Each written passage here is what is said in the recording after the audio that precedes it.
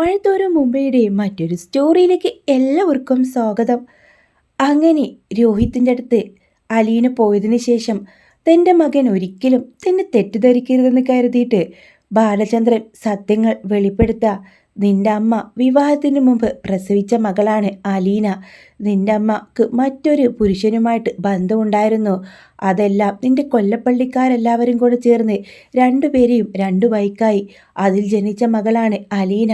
ആരും അറിയാതെ അവളെ അനാഥയത്തിലാക്കി. ഒന്നും അറിയാത്തവരെ പോലെ അവളെ എനിക്ക് വിവാഹം കഴിപ്പിച്ചു തന്നു. അതാണ് മോനെ യഥാർത്ഥ സത്യം. അവള് ആരാണെന്ന് തിരിച്ചറിഞ്ഞപ്പോഴാണ് ഞാൻ നിന്റെ അമ്മയെ വെറുത്തതും അവളെ ഞാൻ സ്നേഹിച്ചതും. അലീന ഈ കുടുംബത്തിന് വേണ്ടി എന്തെല്ലാം ചെയ്തെന്ന് നിനക്കറിയാലോ. അതെ, ഇതെല്ലാം കേട്ട് രോഹിത്ത് ചങ്ക് പൊട്ടി കരയുന്നുണ്ട്. അലീന ചേച്ചിയെ കാണണമെന്ന് പറഞ്ഞ് വാശി പിടിക്കുകയും ചെയ്യാണ്. അങ്ങനെ അലീനയുടെ അടുത്തേക്ക് കൊളത്തുപ്പുഴയിൽ പോയി 2 ദിവസം താമസിച്ചു വന്ന രോഹിത്തിൻ്റെ അടുത്ത് വൈജയന്തി കയറുന്നുണ്ട്. നിന്റെ അച്ഛനെ പോലെ തന്നെയാണല്ലോടാ നീയും. നീ എവിടെ പോയിരുന്നടാ? നീ അവളെ കാണാഞ്ഞല്ലേ? നിനക്ക് നാണമുണ്ടോ വേലക്കാരുടെ കൂടെ പോയി താമസിക്കാൻ? ചി എന്ന് പറയുന്നുണ്ട്. ആ സമയം രോഹിത്ത് പറയും, അമ്മേ ഇങ്ങനെ അന്തം പതിച്ച സംസാരങ്ങളൊന്നും വേണ്ട. എനിക്കറിയത്തില്ല. അല്ല, അവൾ ആരാ? നിന്റെ രഹസ്യക്കാരിയോ അതോ നിന്റെ അച്ഛൻ്റെ രഹസ്യക്കാരിയോ? കുറേ കാലം നിന്റെ അച്ഛൻ്റെ മകളാണെന്ന് പറഞ്ഞ് തലയിൽ കൊണ്ടുവച്ച് നടന്നു. അതൊന്നും എനിക്കറിയത്തില്ല. അമ്മയ്ക്ക് വിവാഹത്തിന് മുമ്പ് മക്കളുണ്ടായിരുന്നോ എന്നോ അച്ഛൻ അങ്ങനെ ഒരു മകളുണ്ടോ എന്നും എനിക്കറിയത്തില്ല. രോഹിത്തിൻ്റെ വാക്കുകൾ കേട്ടതും നെട്ടലോടെ വൈജയന്തി അവൻ്റെ മുഖത്തേക്ക് നോക്കുന്നുണ്ട്. ഇവൻ എന്താ ഇങ്ങനെ പറഞ്ഞത്? ഇനി വല്ലതും ഇവൻ അറിഞ്ഞിട്ടാണോ? അലീന ഇവനോട് എന്തെങ്കിലും പറഞ്ഞു കാണുമോ? അങ്ങനെ വരാൻ ചാൻസ് ഉണ്ട്.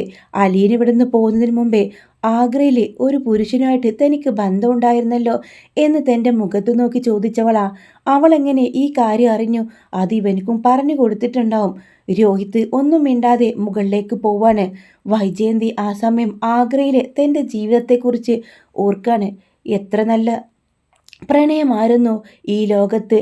സ്റ്റാലിനല്ലാതെ മറ്റൊരു പുരുഷനില്ലെന്ന് ഞാൻ ഉറച്ചു വിശ്വസിച്ച കാലം അതെല്ലാം ആ ചതിയനാ എന്നെല്ലാം ചതിച്ച് ഒരു കുഞ്ഞിനെയും തന്നിട്ട് അദ്ദേഹം മറ്റൊരു വിവാഹം കഴിച്ചു. എന്ത് നീചമായ ചതിയാണ്.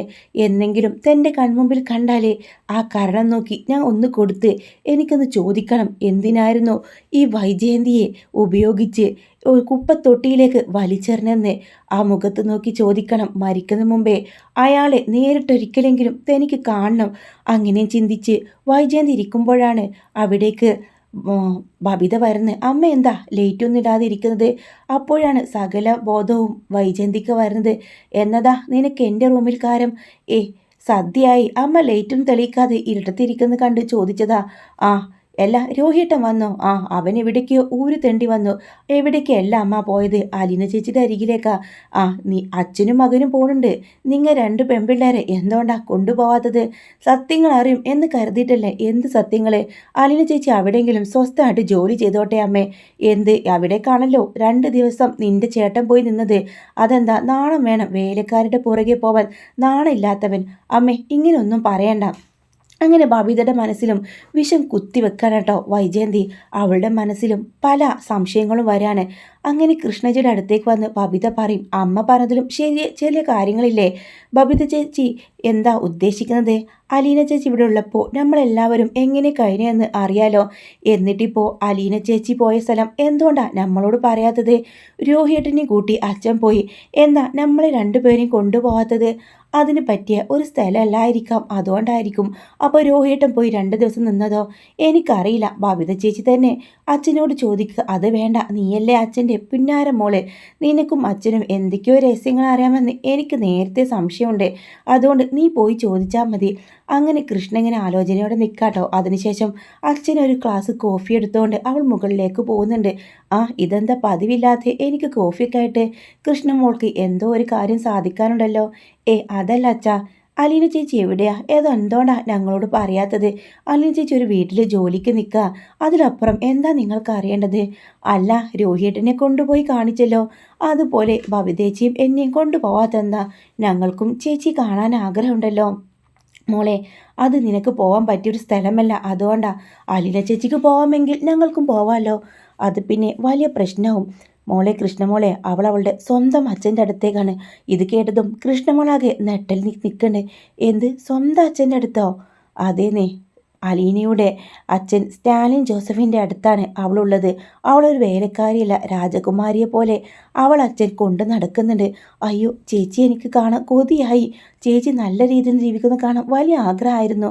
പക്ഷേ ഇപ്പോഴും അവളൊരു വേലക്കാരിയെ പോലെ തന്നെയാണ് പെരുമാറ്റവും കാര്യങ്ങളൊക്കെ. വലിയൊരു കോടീശ്വരൻ്റെ മകളാണെന്നുള്ളതിൻ്റെ യാതൊന്നും അവൾക്കില്ല. അനാഥാലയങ്ങളിലേക്ക് പോകുന്നു, അവളുടെ കയ്യിലുള്ള കാശ് മുഴുവൻ കൊടുത്ത് അവിടെ എല്ലാവരെയും സഹായിക്കുന്നു. ഇതൊക്കെ തന്നെയാണ് അലീനയുടെ പുറപ്പാട്. എന്നാലും അച്ഛാ, ഒരിക്കൽ ഞങ്ങളെ കൊണ്ടുപോച്ചാ. അലീന ചേച്ചി കാണാനുള്ള കൊതി കൊണ്ടാ. അല്ലെങ്കിൽ വേണ്ട, അലീന ചേച്ചിയോട് ഒരു ദിവസം ഇങ്ങോട്ട് വരാൻ പറ. എന്തായാലും നമുക്ക് നോക്കാം. നീ ചേച്ചി വിളിക്കുമ്പോൾ ചോദിക്ക് ഒരു ദിവസം ഇങ്ങോട്ട് വരണോ. ആ സമയം ബാലചന്ദ്രൻ്റെ ഫോണ് താഴെ ഡൈനിങ് ടേബിളിൽ വെച്ചിട്ടുണ്ടാവും. അത് റിങ് ചെയ്യാൻ തുടങ്ങാണ്. ബബിത അടുത്തേക്ക് വരുന്ന അച്ഛൻ്റെ ഫോണാണല്ലോ, ഇതെങ്ങനെ താഴെ എത്തി എന്നും ചിന്തിച്ചുകൊണ്ട് ആ കോള് ഇങ്ങനെ എടുത്തുകൊണ്ട് തന്നെ മുകളിലേക്ക് പോവുക. മുകളിലെത്താനാകുമ്പോഴേക്കും ആ കോളിങ്ങനെ റിങ് ചെയ്ത് കട്ട് ചെയ്യുന്നുണ്ട് കേട്ടോ. ആ സമയം തന്നെ വീണ്ടും കൃഷ്ണമോളുടെ ഒരു സംശയം അച്ഛനോട് ചോദിക്കാം. അച്ഛ, അപ്പോൾ ആ സ്റ്റാലിൻ ജോസഫ് ആയിരിക്കില്ലേ അമ്മയുടെ മുൻ ഭർത്താവ്? ഇത് കേട്ടോണ്ടാണ് ബബിത അങ്ങോട്ട് വരുന്നത്. ബബിതയാണെങ്കിലോ അത് ചെവിയോർക്കം ചെയ്യാട്ടോ. എന്താ നിന്റെ അമ്മ മുമ്പ് വിവാഹം കഴിച്ചെന്ന് ഞാൻ പറഞ്ഞോ? നിന്റെ അമ്മയുടെ കാമുകൻ എന്ന് പറ. എന്നാലും അച്ഛ, അലീന ചേച്ചിയുടെ അച്ഛൻ്റെ അടുത്താണെന്ന് അമ്മ അറിയുമ്പോൾ, അല്ലെങ്കിൽ ആ സ്റ്റാലിൻ ജോസഫിനെ അമ്മ കാണുമ്പോൾ സത്യങ്ങളൊക്കെ അമ്മ തിരിച്ചറിയില്ലേ? അറിയായിരിക്കും. ഇനി കാണോ എന്ന് എനിക്കറിയില്ല. ഇത് തീക്കളിയാണ് അച്ഛാ. അമ്മ എത്രയും വേഗം സത്യങ്ങൾ അറിയും. അപ്പോൾ എന്താ ഉണ്ടാവുമെന്ന് അച്ഛന് അറിയാലോ. അറിയട്ടെ, ഒരു ഭൂകമ്പം ഉണ്ടാവുമായിരിക്കും. നിന്റെ അമ്മയുടെ മുമ്പിൽ ഞാൻ തന്നെ വിളിച്ചു പറയും, നിന്റെ മകളല്ലേ അലീന എന്ന്. അവളുടെ മുഖത്തെ ആ നാണവും അവളുടെ ആ മുഖത്തെ ആ ഒരു നെട്ടലും അവളുടെ ആ ഒരു പരിഹാസവും ഒക്കെ എനിക്ക് നേരിട്ട് കാണാം. എന്നാലും അമ്മ വല്ല കടുങ്കൈ ചെയ്താൽ അവൾക്ക് പോയി ആർക്കെന്താ നേടം? എന്നാലും അലീന ചേച്ചി സ്വന്തം അച്ഛൻ്റെ അടുത്താണെന്ന് എന്തുകൊണ്ടാ അച്ഛൻ ഇതുവരെ പറയാഞ്ഞത്? ഇത്രയും കാലം സ്വന്തം അമ്മയുടെ അടുത്തായിരുന്നില്ലേ അവള്? അന്ന് ഞാൻ മോളോട് പറഞ്ഞില്ലേ നിന്റെ അമ്മ പ്രസവിച്ച മകളാണ് അലീനയെന്ന്? പിന്നെ ഇതെനിക്ക് പറയണ്ട എന്ന് തോന്നി, അതുകൊണ്ടാ. ഇത് കേട്ടതും ആകെ നെട്ടി നിൽക്കാൻ കേട്ടോ ബബിതക്ക് മനസ്സിലായി തൻ്റെ അമ്മയുടെ മകളാണ് അലീനയെന്ന്. അവൾക്ക് തല ചുറ്റുന്ന പോലെ തോന്നാണ്. അങ്ങനെ കൃഷ്ണമോൾക്കും അപ്പോൾ സത്യങ്ങളൊക്കെ അറിയാം. താൻ മാത്രമാണ് ഒരു മണ്ടി. കൃഷ്ണമോൾ അലീന ചേച്ചിയെ സ്നേഹിക്കാൻ കാരണം സ്വന്തം അമ്മ പെറ്റ മകളാണെന്ന് മനസ്സിലാക്കിയതുകൊണ്ടാണ്. അങ്ങനെ ബാലചന്ദ്രനിൽ നിന്നും കൃഷ്ണമോളിൽ നിന്നും ഒരുപാട് സത്യങ്ങൾ ബബിത മനസ്സിലാക്കുന്നുണ്ട്. ബബിതക്ക് ഒന്നും കണ്ണിൽ ഇരുട്ട് കയറുന്ന പോലെ തോന്നാം. അവൾ മെല്ലെ സ്റ്റെപ്പുകൾ ഇറങ്ങി ആ കയ്യിലെ ഫോണ് ആ ഡൈനിങ് ടേബിൾ തന്നെ വെച്ച് റൂമിലേക്ക് പോകുന്നുണ്ട്. കണ്ണുകൾ അടച്ച് കിടക്കാം. ആ സമയം തന്നെ കുറച്ച് സമയം കഴിയുമ്പോൾ കൃഷ്ണമോൾ താഴേക്ക് വരുന്നുണ്ട്. ബബിതേച്ചി ഇവിടെ കിടക്കുവാണോ? എന്ത് പറ്റി? തലവേദന സുഖമില്ലേ? നീ ഒന്ന് പോയിക്കേ, നീ എന്നെ തൊട്ടു പോകരുത്.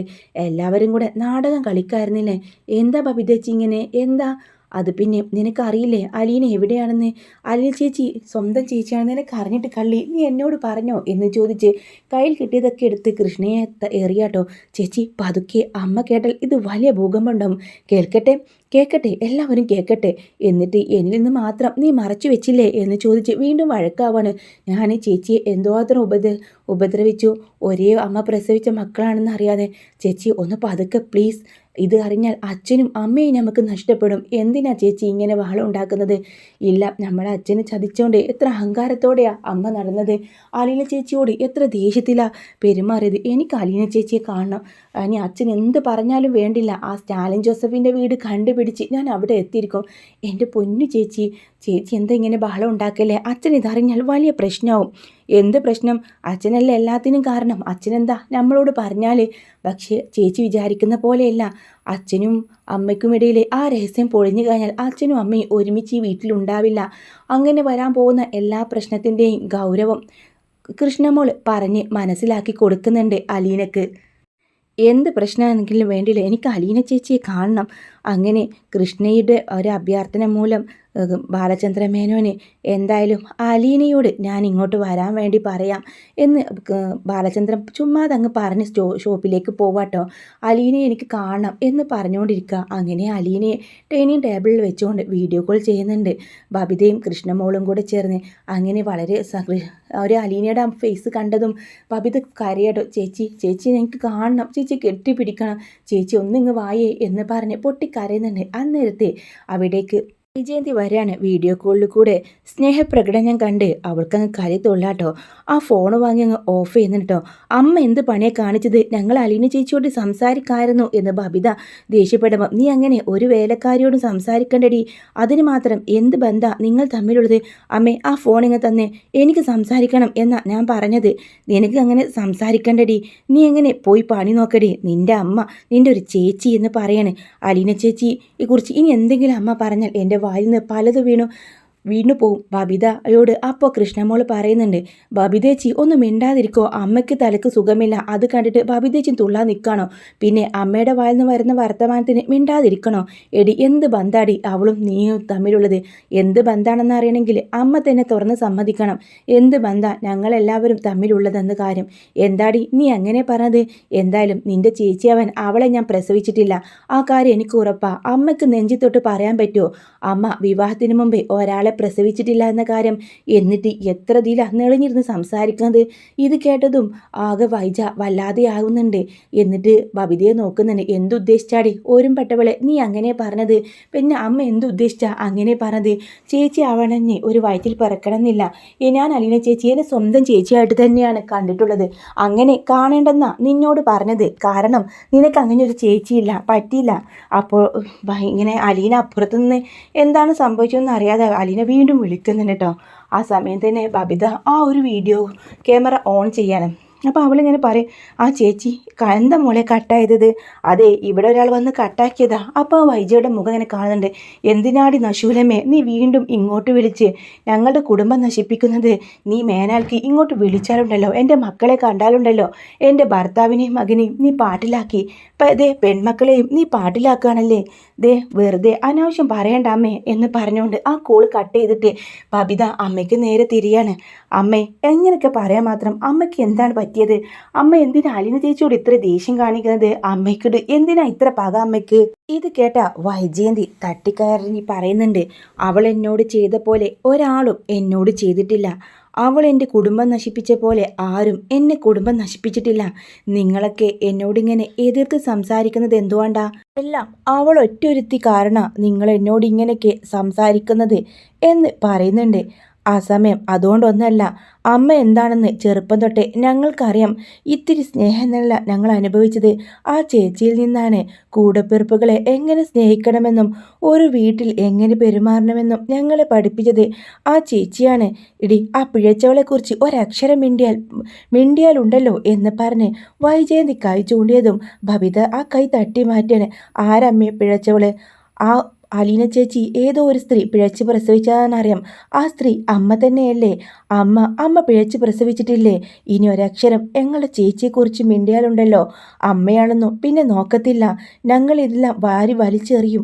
ഇത് കേട്ടതും വൈജയന്തിയാകെ നെട്ടി നിൽക്കാട്ടോ. തൻ്റെ മകൾക്ക് ഇത്രയും മാറ്റമോ, ബബിത എല്ലാത്തിനും തൻ്റെ കൂടെ നിന്നവളാണ്, പെട്ടെന്ന് അവൾക്ക് വേണ്ടി ഇങ്ങനെ മാറണമെങ്കിൽ എന്താ അതിന് കാരണം, അമ്മ അത്ര പരിശുദ്ധയാണെന്ന് എനിക്ക് തോന്നുന്നില്ല, ഇവിടെ വന്ന് പലരും പല കാര്യങ്ങളും പറഞ്ഞിട്ടുണ്ട് അമ്മയുടെ പാസ്റ്റിനെ കുറിച്ച്, അമ്മ അത്ര നല്ലവളൊന്നുമല്ല, പിന്നെ എന്തിനാ അലീന ചേച്ചി പിഴച്ചവളെന്ന് പറയുന്നത്, അമ്മേ ഇതിനെല്ലാം നല്ല വില കൊടുക്കേണ്ടി വരും, ഒരു കാലത്ത് അമ്മ ചങ്ക് പൊട്ടി കരയേണ്ട ഒരവസ്ഥ വരും എന്ന് കൃഷ്ണമോളും കൂട്ടി യോജിപ്പിക്കുന്നുണ്ട്. അടി ഒരു വേലക്കാരി പെണ്ണിന് വേണ്ടി ഞാൻ എന്തായാലും ചങ്ക് പൊട്ടി കരയാൻ പോകുന്നില്ല, ഇപ്പോൾ ഞാൻ തനിച്ചാണ്, നിങ്ങളെല്ലാം ഒറ്റക്കെട്ടെന്ന് പറഞ്ഞ് വൈജ റൂമിൽ കയറി വാതിലടക്കുക. തൻ്റെ മക്കളെല്ലാം തന്നോട് എതിരായി താൻ ഒറ്റപ്പെട്ടു പോയെന്ന കാര്യം വൈജയ്ക്ക് അന്നേരം മനസ്സിലാവുന്നുണ്ട്. തൻ്റെ കൂടെ ആരുമില്ല, തൻ്റെ ജീവിതം ഇങ്ങനെ ആവാൻ ഒരേ ഒരു ആളേ ഉള്ളൂ, തൻ്റെ വീട്ടുകാർ ബാലചന്ദ്രനുമായിട്ടുള്ള ഒരു വിവാഹം വേണ്ടെന്നും ഇനി എനിക്കൊരു വിവാഹ ജീവിതമേ വേണ്ടെന്ന് പറഞ്ഞ് കാലു പിടിച്ച് പറഞ്ഞതാ. എന്നിട്ട് അവർ കേട്ടില്ല, തന്നെ ഈ പടുകുഴിയിലേക്ക് തള്ളിയിട്ടത് അവരാണ്. വിവാഹം വേണ്ടെന്ന് പറഞ്ഞ് സ്റ്റാലിൻ തന്നെ ചതിച്ചപ്പോൾ ഒരു പുരുഷന്മാരെയും ഇങ്ങനെ വിശ്വസിക്കാൻ കൊള്ളത്തില്ലെന്ന് കരുതിയതാണ്. ദേ ഇപ്പോൾ തൻ്റെ ജീവിതം ഇങ്ങനെ ആയതിന് കാരണം ഒരേ ഒരാളേ ഉള്ളൂ, സ്റ്റാലിൻ. അവനെ കാണണം. എന്തിനുമേ എന്നോടിത് ചെയ്തെന്നറിയണം. അവനിപ്പോൾ ഭാര്യയും മക്കളൊത്ത് സുഖമായിട്ട് ജീവിക്കായിരിക്കും. ഇല്ല, എൻ്റെ ജീവൻ തകർത്തവൻ്റെ മനസമാധാനം ഇനി ഒരിക്കലും ഉണ്ടാവാൻ പോകുന്നില്ല. സ്റ്റാലിൻ ജോസഫ് എവിടെയാണെങ്കിലും അവനെ കണ്ടെത്തുക തന്നെ ചെയ്യും എന്ന് ദൃഢനിശ്ചയെടുക്കുന്നുണ്ട് വൈജയന്തി. തൻ്റെ പഴയ ഡയറിയെല്ലാം മറിച്ചു നോക്കി. അതിൽ സ്റ്റാലിൻ്റെ മൊബൈൽ നമ്പർ ഉണ്ടെങ്കിലും അതിലേക്ക് അവൾ കോൾ അടിക്കുന്നുണ്ടെങ്കിലും അതിപ്പോൾ സ്വിച്ച് ഓഫ് ആണെന്ന മറുപടിയാണ് കേൾക്കുന്നത്. എങ്ങനെയായാലും അവരുടെ വീട്ടിൽ ലാൻഡ് ഫോൺ ഉണ്ടാവുമല്ലോ. അങ്ങനെ ആ നമ്പറിലേക്ക് കോൾ എത്തും. ആൻസിയാണ് കേട്ടോ ഫോൺ എടുക്കുന്നത്. ഹലോ, ആരാ? ലാലിച്ചൻ്റെ വീടല്ലേ? ഇത് ലാലിച്ചൻ്റെ വീടല്ല, റോബിച്ചൻ്റെ വീടാണ്. അല്ല, ലാലിച്ചൻ്റെ നമ്പർ ഒന്ന് കിട്ടുമോ? ഇതാരാ വിളിക്കുന്നത്? കൂടെ വർക്ക് ചെയ്തിരുന്ന ഒരു സ്റ്റാഫാണ്. അങ്ങനെയാണോ? ഇപ്പം തരാം എന്ന് പറഞ്ഞുകൊണ്ട് ലാലിച്ചൻ്റെ നമ്പർ പറഞ്ഞു കൊടുക്കുന്നുണ്ട്. അങ്ങനെ ആ ഒരു നമ്പറിൽ കിട്ടിയതും വൈജയന്തി ഫോണിൽ സേവ് ചെയ്യാണ് കേട്ടോ. ചതിയൻ എന്ന് എഴുതിക്കൊണ്ടാണ് സേവ് ചെയ്യുന്നത്. അങ്ങനെ അതിലെ ഡി പി കണ്ടതും അവൾക്ക് ആ ഒരു നായ്ക്കളുടെ ഒരു ചിഹ്നമായിരിക്കും വാട്സപ്പിലെ ഡി പി ഉണ്ടാവുക. അത് ഇപ്പോൾ അയാൾ വന്നിട്ട് ലാസ്റ്റ് സീനൊക്കെ കാണിക്കുന്നുണ്ട്. എന്നെ ചതിച്ച് സുഖമായിട്ട് പൊരുതി ജീവിക്കാണ്. ഇല്ല, വൈജയന്തിയുടെ മനസ്സമാധാനം കളഞ്ഞിട്ട് അവനെങ്ങനെ സുഖമായിട്ട് ജീവിക്കേണ്ട എന്നെല്ലാം വൈജയന്തി ചിന്തിക്കുന്നുണ്ട്. എന്നിട്ട് കോൾ ബട്ടണിൽ അമർത്താണ്. ഹലോ എന്ന ശബ്ദം കേട്ടതും വൈജയന്തിക്ക് പിന്നെ ശബ്ദിക്കാനാവുന്നില്ല. 24 വർഷങ്ങൾക്ക് മുമ്പുള്ള ആ ഗാംഭീരമായ ശബ്ദം അവളുടെ മനസ്സിലും ശരീരത്തിലും പാഞ്ഞുപോയി. താൻ എത്രയോ സ്വപ്നം കണ്ട് ഉറങ്ങാൻ കരുതിയ മാറും അയാളെക്കുറിച്ച് ഓർമ്മകളും പഴയ ആഗ്ര ജീവിതവും താജ്മഹലും യമുനയും എല്ലാം വൈജയുടെ മനസ്സിലോട്ട് ഇങ്ങനെ കീറി മുറിച്ച് വരാട്ടോ. പെട്ടെന്നൊരുന്നും മിണ്ടാതെ അവൾ കോൾ കട്ട് ചെയ്യുന്നുണ്ട്. ഹലോ ഹലോ എന്ന് സ്റ്റാലിൻ ചോദിക്കുമ്പോഴൊന്നും വൈജു രക്ഷരമുണ്ടെന്നില്ല. ആ സമയത്ത് അലീന സ്റ്റാലിൻ്റെ അടുത്തേക്ക് വന്ന്, ആരാ അപ്പ വിളിക്കുന്നത്? അത് ആരാന്നറിയില്ല, ഒരു റോങ് നമ്പറാണ്. ആരെങ്കിലും മാറി വിളിച്ചതായിരിക്കും. അല്ലെങ്കിലും ഈ കണ്ടാമൃഗത്തിന് ആര് വിളിക്കാനാ? എടി പോടി, ഇതൊന്നുമല്ല. ചിലപ്പോൾ റോങ് നമ്പർ ആയിരിക്കാം. പിന്നെ കോളൊന്നും വന്നില്ല എന്ന് തിരിച്ചു വിളിച്ചു നോക്ക്. അതിൻ്റെ ആവശ്യമില്ല, എന്നെ ആവശ്യമുള്ളവർ ഇങ്ങോട്ട് വിളിക്കും എന്ന് കരുതുക. അപ്പോഴും വൈജയുടെ മനസ്സിലാണെങ്കിലോ ആ ഒരു ഹലോ ശബ്ദാട്ടോ. 24 വർഷങ്ങൾക്ക് ശേഷം താൻ ഒരു കേൾക്കാൻ കൊതിച്ച ആ ശബ്ദം കേൾക്കുമ്പോൾ തൻ്റെ വയറ്റിലുള്ള കുഞ്ഞ് അനങ്ങുകയും തന്നെ ചവിട്ടി കുതിക്കുകയും ചെയ്യുന്നത്. ആ കുഞ്ഞുമില്ല, ആ ആളും തൻ്റെ കൂടെയില്ല. എത്ര ഭാഗ്യമില്ലാത്തൊരു ജീവിതമാണ് തൻ്റേത് എന്നോർത്ത് വൈജ കൈകൾ പൊത്തിപ്പിടിച്ച് പൊട്ടിക്കരയുന്ന ഒരു രംഗാട്ടോ പിന്നീട് കാണുന്നത്. അങ്ങനെ വർഷങ്ങൾക്ക് ശേഷം സ്റ്റാലിൻ്റെ ശബ്ദം കേട്ടു.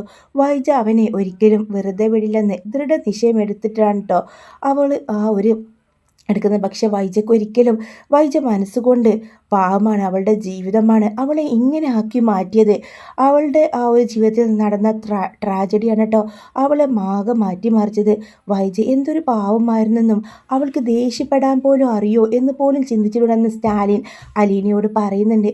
നിൻ്റെ അമ്മയുടെ സ്വഭാവം നിനക്ക് കിട്ടിയത്. അങ്ങനെ ആയിരിക്കില്ല. എൻ്റെ അമ്മ ഇപ്പോൾ ഭീകരവാദിയാ. ആരോടും ദേഷ്യം, എല്ലാവരോടും ദേഷ്യം. ഒരാളുടെ പോലും സൗമ്യമായി പെരുമാറുന്നത് ഞാൻ ഇന്നേ വരെ കണ്ടിട്ടില്ല. നീ പറയുന്ന വൈജയല്ല എൻ്റെ വൈജ. അവൾ എന്തായിരുന്നു എന്ന് അറിയണമെങ്കിൽ അങ്ങ് ആഗ്രയിലെ താജ്മഹലിൻ്റെ മുമ്പിലേക്ക് 24 വർഷങ്ങൾക്ക് ശേഷം ഒന്ന് കടന്നു പോകണം. അപ്പോഴാ അത് മനസ്സിലാവുള്ളൂ എന്ന് പറഞ്ഞ് സ്റ്റാലിൻ പഴയ ഓർമ്മകളിലേക്ക് പോകുമ്പോൾ അലീന അത് നോക്കി ഒരാഗ്രഹം പറയുന്നുണ്ട്. എനിക്ക് അച്ഛൻ്റെയും അമ്മയുടെയും ഒരുമിച്ച് ഒരു ദിവസമെങ്കിലും ഉണ്ടാവുമോ എന്ന് പറയുമ്പോൾ അതൊരിക്കലും നടക്കാത്ത ആഗ്രഹമാണെന്ന് സ്റ്റാലിനും ഇങ്ങനെ അലീനയുടെ അടുത്ത് പറയാണ്.